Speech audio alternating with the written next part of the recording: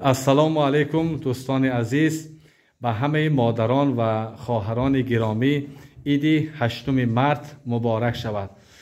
اینک ما در صنف دوم مکتب رقم 9 ناحیه آلتینسای قرار داریم و اینجا شما خوانندگان را میبینید که بسیار زیبا و بسیار صمیمی نشستند. همه‌شان دانا، همه‌شان کتاب دوست،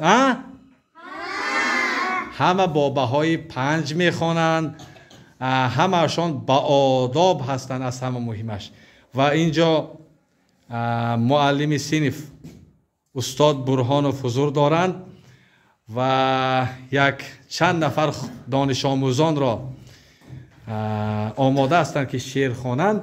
مرحمت، یک به یک از آنها شعر میشنویم. خب نام شما چی؟ درباره چی شعر میخوانید؟ بهار. مرحمت. صبح دیرافروز خوشخبر آمد، نوروز فیروز گل بستر آمد، غلغلی بسیار اندک فضا شد، دامنی کهسار پر از نوا شد، در دک و دودو خورد و کلان شد، پر از سمنک بالا اخوان شد، در عید نوروز زیبر ضیافت بر خانه ایمان مهمان خوش آمد. آفرین. نام شما چی؟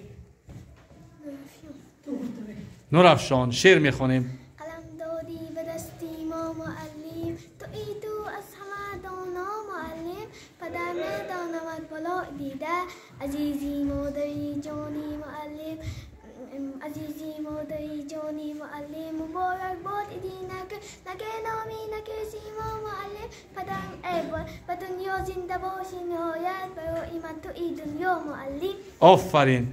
نام شما چی؟ زبرجد. درباره چی شعر میخوانید؟ درباره مادر. خوش. رنج دنیا برکشیدم از ریش مادر نشد، سیم و زر را برکشیدم قیمتی مادر نشد، آنچه خوردم هر لحظه در تمام عمر خود، لذت شیرین سفیدش قیمتی طلا نشد، 100,000 صوت ساز جمع کرده آنقدر هیچ نوا فورمی چون الله مادر نشد. تشکری زیاد. نام شما چی؟ خوش. درباره چی شعر میخوانیم؟ مادر. خوش. ایا مادر برفتی از بری من، با آب دیده ترگشتی بستری من، خدایا تو بگردان مادرم را، شود از نو خورشید بر سری من. ایا مادر جهانم به تو خوار است، ما را با تو سرور و هم بهار است، بیا مادر که پزمان تو گشتم، بیا دخترت چشم انتظار است.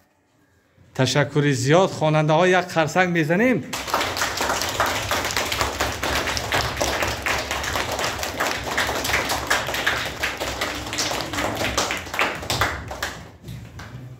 برای اعتبارتان هزار رحمت.